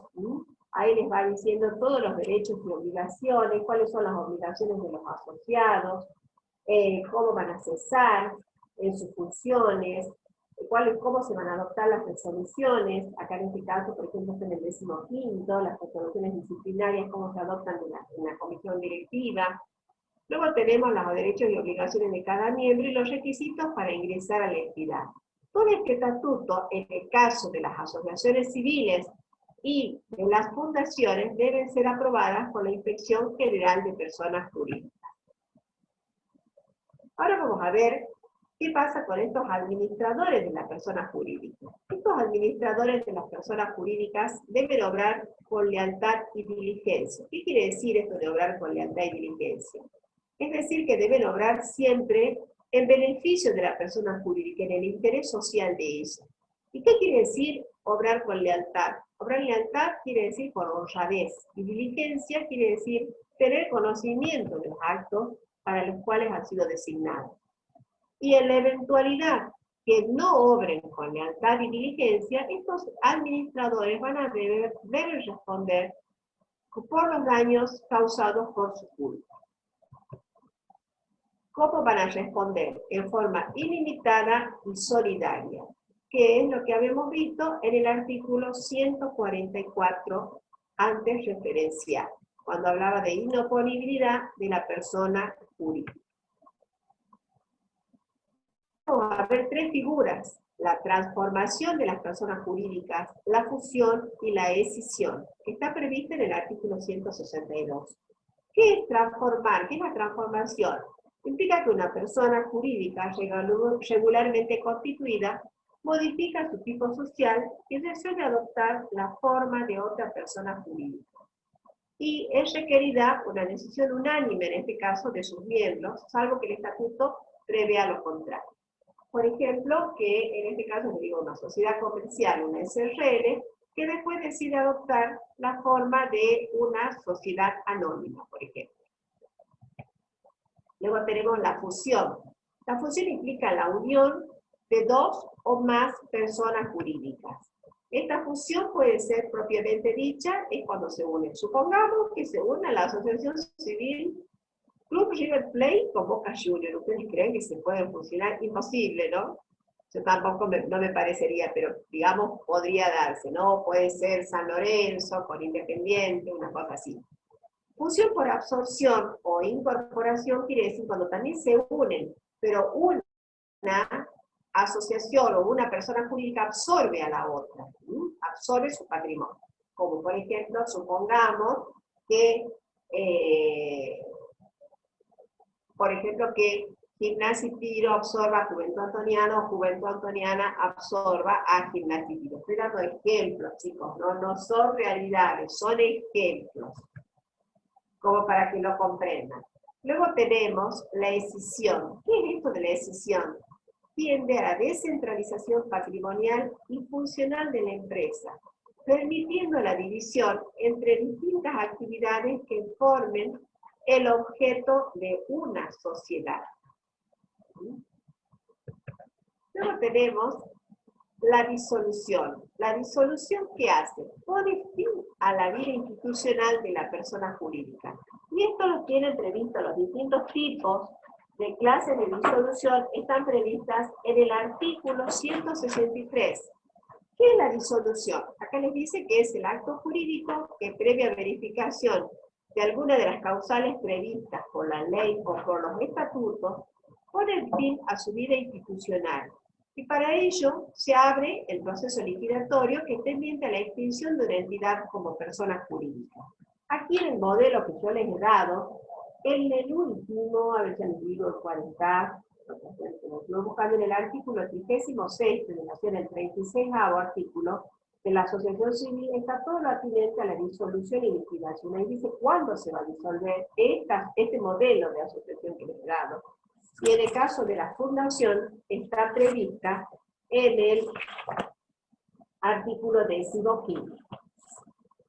¿Cuáles son causales de disolución? Acá el artículo 163 les dice por decisión de sus miembros adoptadas por unanimidad, el B por el cumplimiento de la condición resolutoria, el C habla de la consecución del objeto, el D por el vencimiento del plazo, el E por declaración de quiebra, también puede ser por fusión, por escisión, por reducción a uno de los miembros, por denegatoria o revocatoria de la autorización estatal para funcionar, el agotamiento del destino de los bienes a sostenerla o cualquier otra causa prevista en el estatuto o en otras disposiciones de este título o ley especial. Luego tenemos, ya vamos a la liquidación.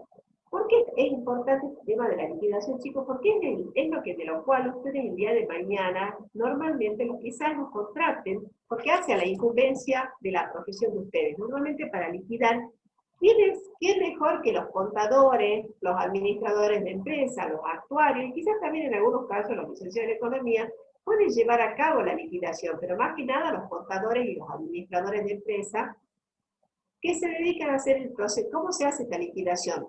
O sea, se hace un procedimiento de realización del activo y cancelación del pasivo de las entidades disueltas para entregar el remanente a quien corresponda conforme lo establezca la ley, el estatuto o el contrato social. Y casi les diría que ustedes son los que mejor me van a explicar y me pueden enseñar el tema cómo se hace una liquidación, porque lo más probable es que ya en contabilidad están viendo este tema. ¿A cargo de quién está la liquidación? A cargo del liquidador, que en el caso de las fundaciones, por ejemplo, a veces lo elige el mismo Consejo de Administración. En el caso de las asociaciones civiles, normalmente los eligen en las asambleas. Estos liquidadores también, al igual que los administradores, deben obrar con responsabilidad, lealtad y diligencia, porque si no lo hacen, van a tener que responder en forma ilimitada y solidaria por los perjuicios ocasionados a la persona jurídica en liquidación. Bien, ahora vamos a ver otra figura que también es genérica, que es el de la revocación de la autorización estatal. ¿A quién se revoca? Normalmente se les puede revocar a las asociaciones civiles en este caso, o a las fundaciones que estamos estudiando en esta materia y en esta unidad, es cuando se produce o se verifica la existencia de causas graves. Causas graves como cuáles: abuso de autoridad o incumplimiento de las cláusulas y condiciones establecidas en la autorización. Esta sanción que se aplica es apelable y se puede suspender provisionalmente los efectos de la revocación hasta el dictado de la resolución definitiva de la materia. Bueno, la persona revoca totalmente. Revocar quiere decir quitarle la autorización estatal para funcionar, es decir, no van a poder seguir funcionando, ya sea como la asociación civil de que se trate o la fundación de que se trate. ¿Qué es la reconducción? La reconducción se produce para evitar la liquidación de la persona jurídica. No procede cuando la causal tenga un carácter sancionatorio, como es el caso de la revocación estatal para funcionar. La condición para que se produzca la reconducción es que haya una decisión unánime de todos los miembros de la persona jurídica, o por lo menos se cumpla con la mayoría requerida por los estatutos. Quizás no haya decisión, no se requiera decisión unánime, pero sí una mayoría absoluta. Ahora vamos a ver cada una de estas personas jurídicas en particular que vamos a estudiar en esta unidad y en esta materia. ¿Por qué les digo esto? Porque el año que viene, cuando estudien Derecho Privado, ahí van a ver la parte de lo que es todo vinculado a las sociedades comerciales, estudiar asociaciones civiles, simples asociaciones y fundaciones.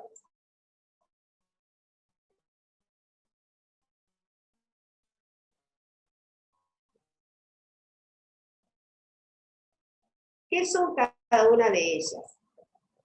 Las asociaciones civiles, que no sea contraria al interés general o al bien común, necesitan la autorización sí o sí estatal para funcionar y no pueden tener fin de lucro como fin principal ni para sus miembros o terceros. Este interés general, acá en el artículo 168 les dice, se interpreta dentro del respeto a las diversas identidades, creencias y tradiciones, sean culturales, religiosas, artísticas, literarias, sociales, políticas o étnicas, que no vulneren los valores constitucionales.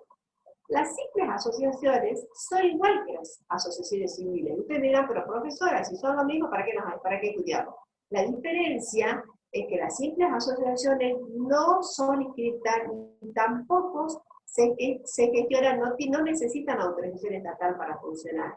Generalmente son para realizar, son personas jurídicas pequeñas, por ejemplo, puede ser un centro vecinal que quiera dedicarse a realizar actividades, por ejemplo, artísticas para los niños vecinos de un barrio determinado. Se constituyen como una simple asociación, por ejemplo, para que practiquen patín, danzas, cualquier tipo de danza, o pueden dedicarse también a la actividad musical, enseñanza de guitarra, piano, de cualquier instrumento musical, o canto. Son asociaciones civiles no inscritas donde se verifica la voluntad de sus asociados de no inscribirla y no gestionar la autorización estatal para funcionar. Pero están previstas en el código. Están previstas en los artículos 187 al 192 su funcionamiento. Y luego tenemos las fundaciones, que son personas jurídicas constituidas con la finalidad de un bien común. Acá no hay asociados.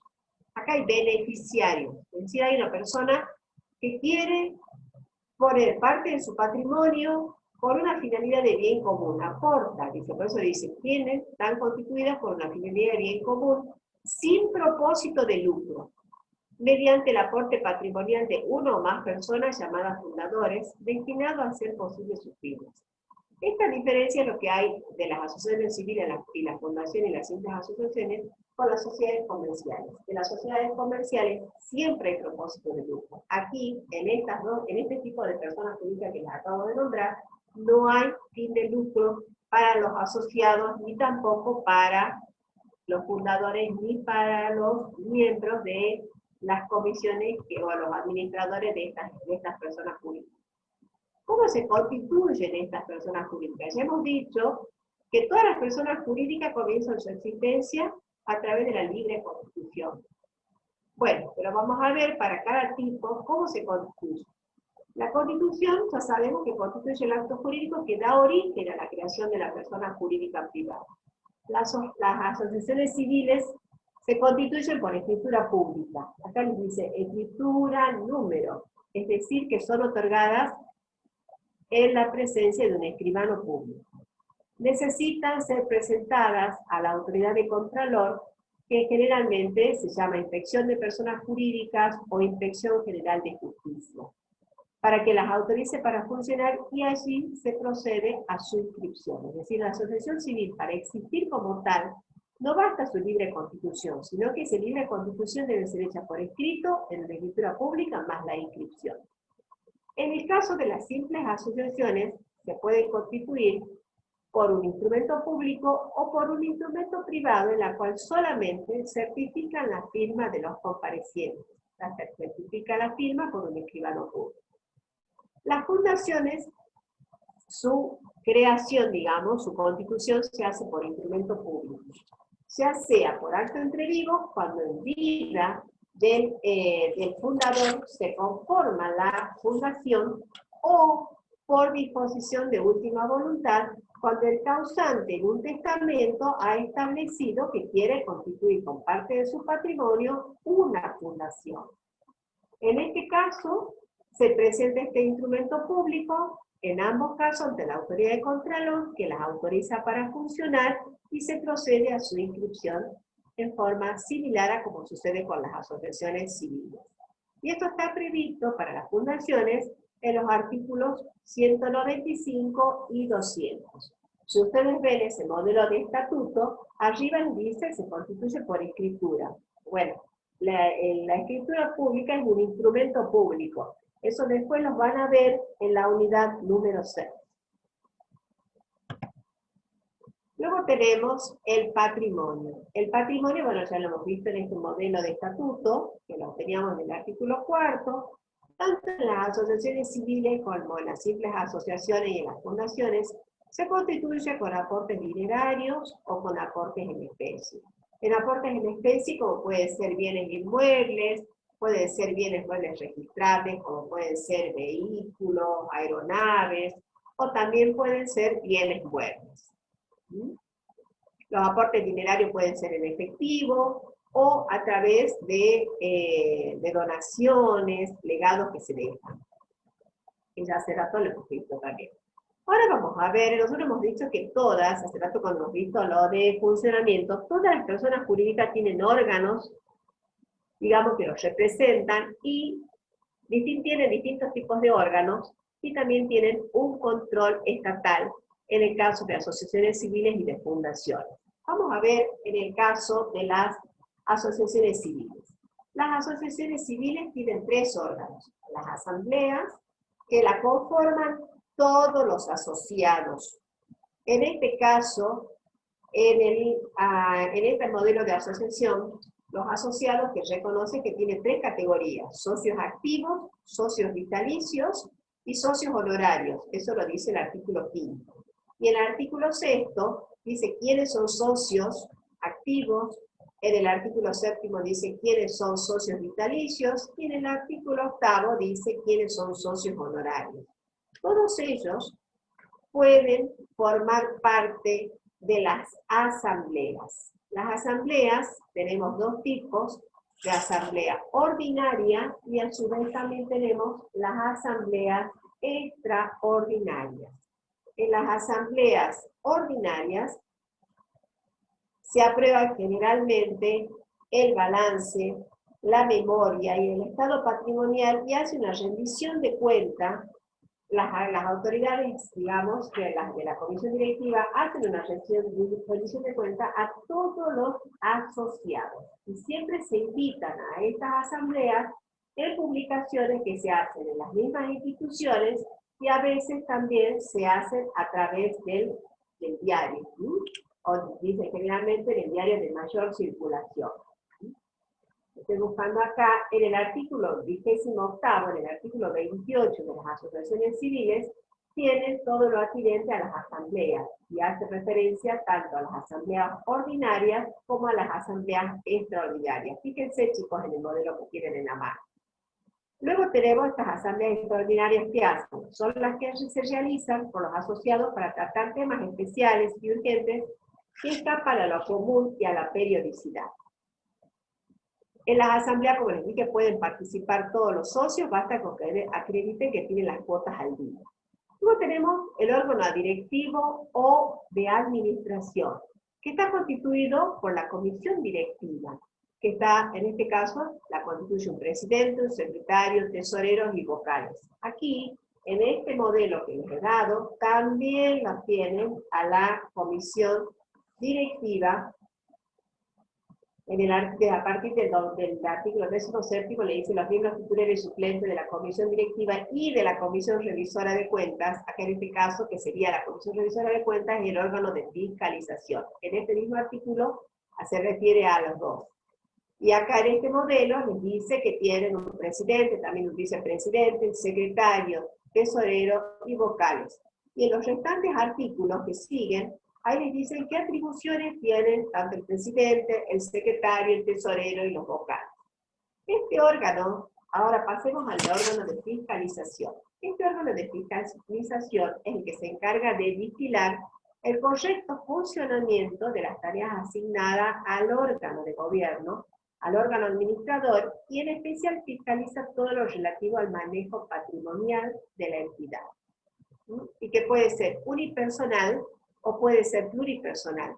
Estos órganos de fiscalización, lo ideal es que estén personas idóneas, profesionales idóneos como ustedes, contadores o administradores de empresas. ¿Por qué? Porque son los que manejan mejor todo este tema vinculado al manejo patrimonial de la entidad. Y por último, tenemos en las asociaciones civiles el Contralor Estatal, que controla justamente a toda la asociación civil, que efectivamente también el órgano de fiscalización cumpla debidamente con su deber. Luego tenemos las simples asociaciones. En las simples asociaciones se aplican también todas las reglas relativas a las asociaciones civiles. Pero en cuanto al tema del órgano de fiscalización, acá hay una diferencia. Como son organizaciones chiquitas, en el caso que tienen menos de 20 miembros, cada uno de los miembros de esta asociación civil puede pedir la certificación contable a estos miembros de la comisión directiva. Y si tienen más de 20 miembros esta asociación civil, ahí en ese caso se puede conformar un órgano de fiscalización, como les dice en este caso el artículo 190. Luego tenemos en las fundaciones, ¿cuáles son sus órganos de gobierno? El Consejo de Administración, que en el caso de la fundación que tienen acá de modelo, lo tienen establecido en el artículo 9 en adelante. El Consejo de Administración es el que se encarga de la administración de esta persona jurídica. Estos miembros del Consejo de Administración no perciben ningún tipo de remuneración por el trabajo que realizan. Simplemente cumplen con el objeto para el cual se ha constituido esta persona jurídica. Entonces, ¿qué puede hacer este Consejo de Administración? Delega, porque ellos se encargan del gobierno y administración de la fundación. Ellos pueden delegar sus actividades en el comité ejecutivo, que es el que actúa por delegación del Consejo de Administración para que se ocupe diariamente de las actividades o de las tareas ordinarias de administración o gestión. Estos miembros del comité ejecutivo sí pueden recibir una retribución. Hay fundaciones que son muy grandes, como por ejemplo este caso de la Fundación Jope, también tenemos la fundación del doctor René Favaloro en Buenos Aires. En esta modelo de fundación que les he dado no hay una constitución del Consejo de un comité ejecutivo. El Consejo de Administración cumple con todas, no ha decidido un comité ejecutivo. Sí hace referencia a un consejo de asesores. El consejo de asesores son los que asesoran al consejo.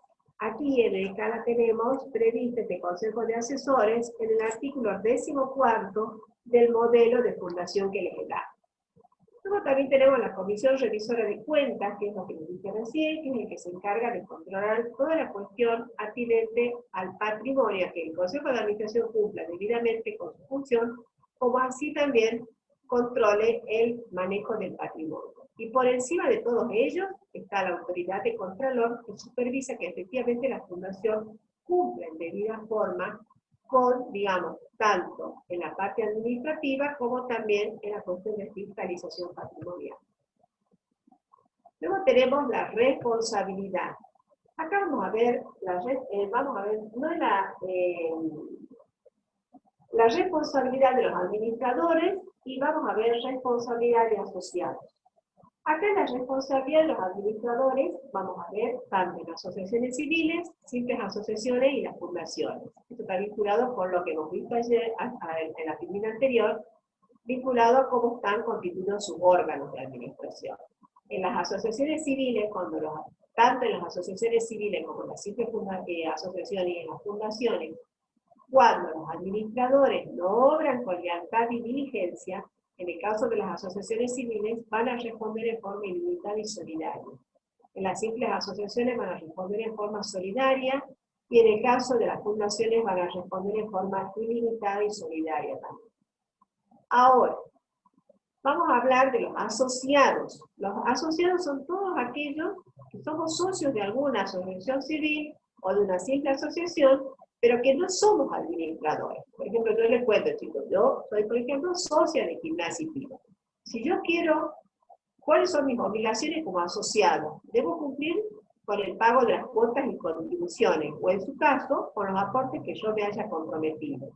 Y nunca el asociado responde por deudas de la asociación civil, ni en forma directa ni subsidiaria.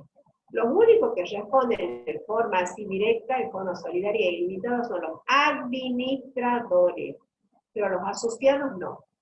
Lo mismo pasa en las simples asociaciones. Los asociados de las simples asociaciones solamente están obligados al pago de contribuciones prometidas y cuotas sociales impagas, y no responden por las deudas de la entidad si no intervienen en su administración. Luego tenemos la extinción de la responsabilidad de los directivos. Acá vamos a ver la responsabilidad de los directivos en el caso de las asociaciones civiles y de las simples asociaciones. En este caso, vamos a hablar de esto, ¿por qué? Porque si los socios en la asamblea ordinaria deciden aprobarle su gestión, se extingue la responsabilidad de los directivos.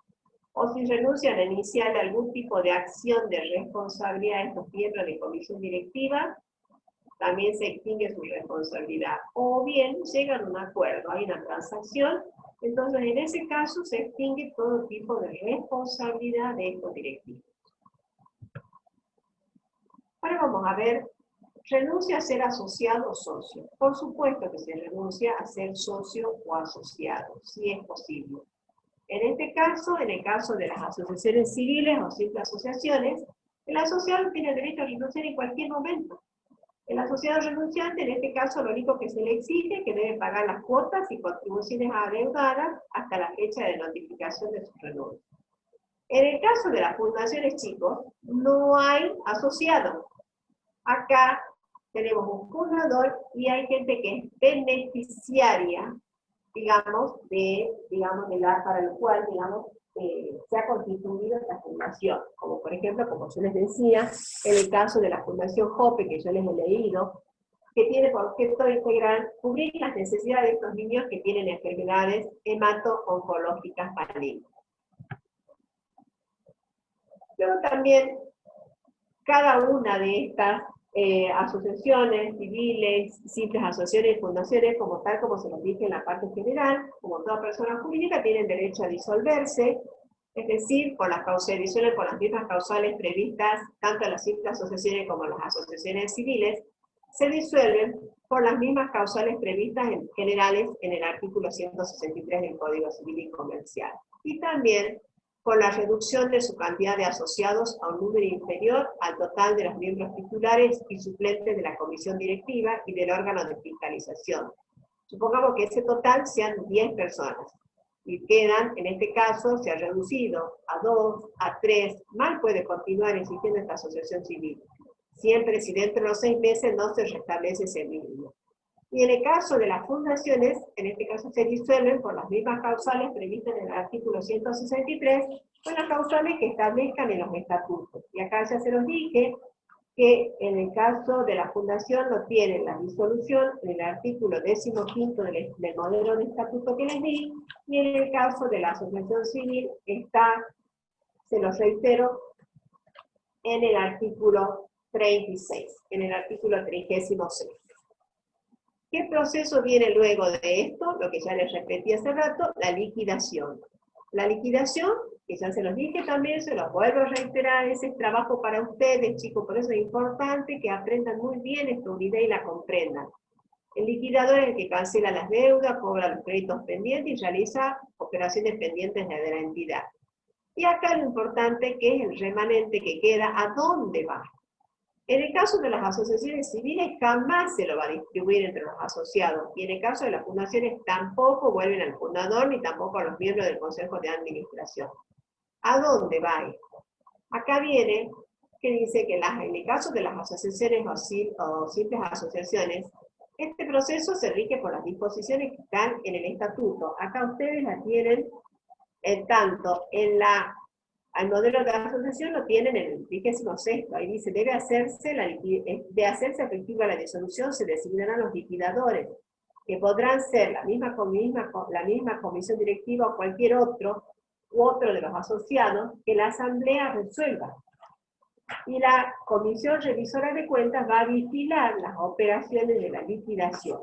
Una vez pagadas las deudas sociales, el remanente se destina a dónde, no se distribuye entre los asociados, sino que va a lo que diga el estatuto. Y si el estatuto no dice nada, va de lo que queda a otra asociación civil domiciliada en la República de igual objeto o similar, siempre que, por supuesto, no esté prevista en el estatuto. Y esto es una vez pagadas las deudas sociales. Luego tenemos en el caso de las fundaciones. En el caso de las fundaciones, también está designado el liquidador, que esto, como ya se los dije, está en el artículo 15, ahí les dice que, la disolución de la fundación se producirá si por cualquier circunstancia no fuere posible dar cumplimiento a su objetivo. La misma será resuelta por el Consejo de Administración mediante la decisión de los 2/3 de sus miembros. Se va a designar una comisión liquidadora Y una vez pagadas las deudas, si las hubiere, el remanente se va a destinar. Ahí dice a dónde se va a destinar. Tiene que estar establecido ahí. En este caso, en el caso de la fundación, tiene que estar establecido en el estatuto. No, mejor dicho, tiene que estar establecido en el estatuto. Si nada dice el estatuto y el fundador nada lo haya dicho, en este caso, el articulado del código dice que se va a entregar a otra entidad de carácter público o a una persona jurídica privada de utilidad pública sin fines de lucro y que esté domiciliada en la República. Bueno, chicos, con este tema hemos concluido con la exposición. A ver, voy a tratar de ver la cámara. Ahí está. A ver si me sale. Bueno, con este tema, chicos, con esta exposición de la unidad 4, hemos terminado con la exposición de tanto de la unidad 3 como de la unidad 4. Nos están quedando solamente 6 minutos para que termine la clase. Me gustaría poder contestarles algunos cuestionamientos, algunas preguntas. A ver, porque acá dice se ha dejado de compartir, no sé qué toqué, sí, chicos. A ver, chicos, discúlpenme, acá, tenemos 42 preguntas, vamos a ver. Subí arriba.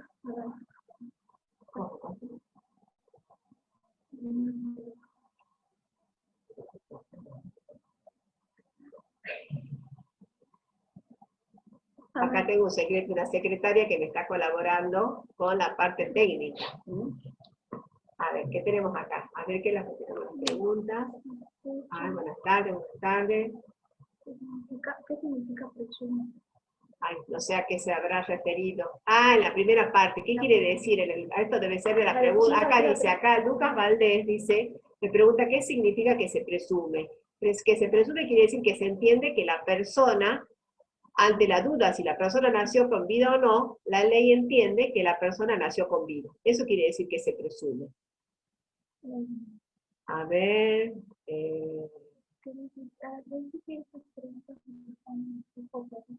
Bueno, todas las preguntas administrativas se van a contestar por plataforma y hay algunas que estoy viendo que ya se las ha contestado la doctora Laconi.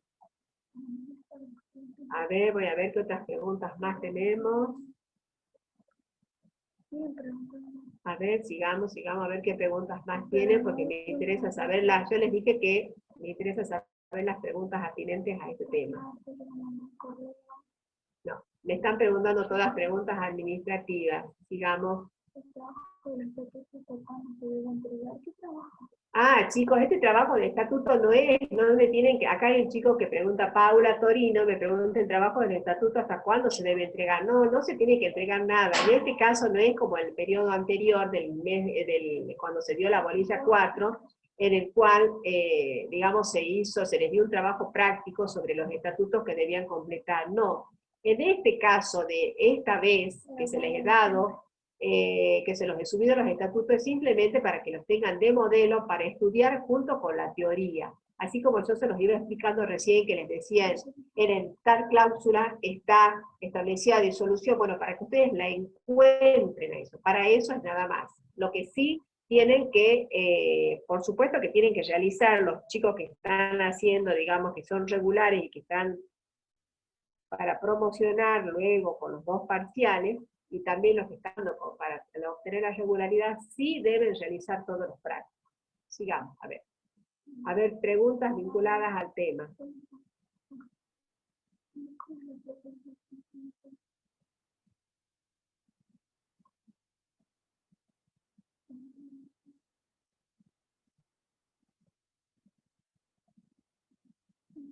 Acá tenemos, acá pregunta Jazmín. Jazmín pregunta, ¿el cuidado se le asigna a la persona declarada incapaz independientemente de que esta persona sea menor de edad? No, o sea, acá hablamos, cuando se declara incapaz, ya les dije, es el carácter excepcional. Sí, el curador se declara a las personas que son incapaces. Por eso ahí les decía que se restringe la capacidad o en menor edad cuando se tiene a partir de los 13 años. Se puede declarar, pero chicos, tengan claro que la ley no habla al día de hoy que todos van a ser declarados incapaces, sino lo que se hace es restringir la capacidad para determinados actos, sea en mayor o menor medida, y se les da apoyos que sean personas que los van a acompañar y que los asisten en la realización de determinados actos que la ley les permite. Sigamos. Después se le puede agregar el apellido de la madre. Sí, por supuesto, chicos. El apellido de la madre se puede designar en cualquier momento, ya sea en filiación tanto matrimonial como si fuera, o también en el caso de la filiación extramatrimonial, ¿no? No lo explico eso, pero lo explico está bien clarito.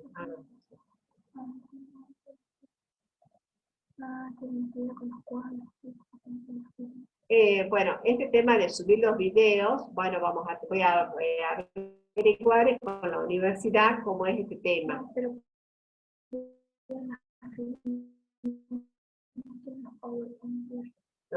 Bueno, ya lo tendrá y ya me les voy a informar.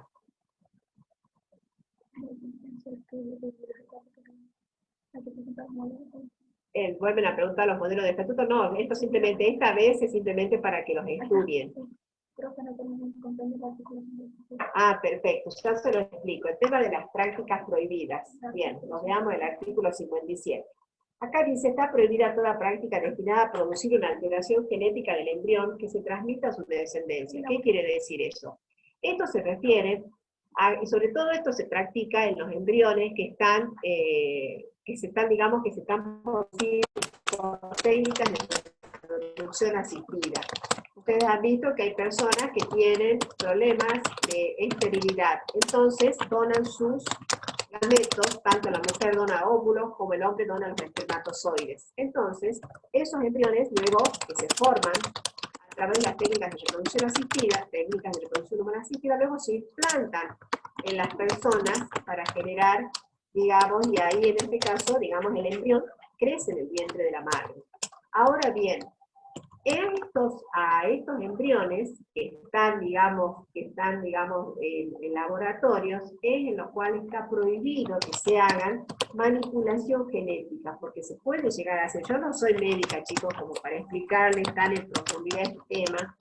Yo simplemente les dije que hay veces que a través de manipulaciones genéticas lo que se busca, por ejemplo, es perfección de personas y en toda su descendencia, por ejemplo, para realizar algún tipo de actividad deportiva, o quiere que todas las personas sean de raza blanca, o quiere que sean personas rubias, o quiere que sean personas de color oscuro. A eso se refiere a lo que usted me pregunta del artículo 57. Le agradezco su pregunta, porque bueno, quizás le sirvió a otros compañeros. Bien. Espero hayas podido ser clara en la explicación. Para mí ha sido un gusto estar con ustedes. Realmente me hace muy feliz compartir las clases. Ustedes, la juventud, entrega realmente vida, esperanza, y bueno, y lo que mejor que queremos entregarle a ustedes es justamente los conocimientos. Y para